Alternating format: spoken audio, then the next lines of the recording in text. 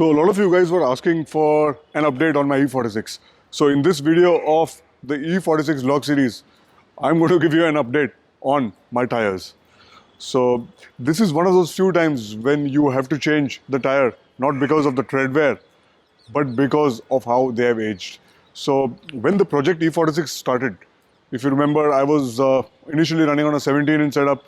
Then we had imported these specific Apex flow forged rims. These are 18 inches. At that time, I had installed the Michelin Pilot Sport 4 series.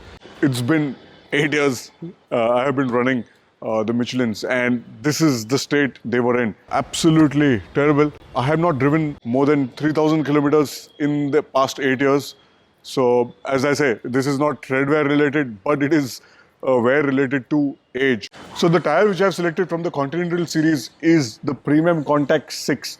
So this is a sport touring tire, high performance summer touring tire. That is another way to put it. And I really love the sidewall design. This is something which is an equivalent of the Primacy 5 series. So Primacy 4 has been discontinued with the Primacy 5 launching just a few weeks back in India. And similarly, I can say ideally the competitor to Primacy 5 is the Premium Contact 7, which is not there in India. But these are made in India. And when I was speaking to the tire guys, they said that the Premium Contact 7 is not going to come to India because Continental India has plans to directly get Premium Contact 8. And that is at least a couple of years away.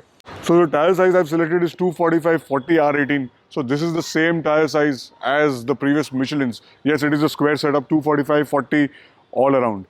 So I did a small experiment. I stacked up all these tires and also I stacked up the Michelins, and I found out the Continentals are actually wider with the same size. So this happens because every different tire company has its own interpretation of tire size, and they would probably want to play around in few here and there.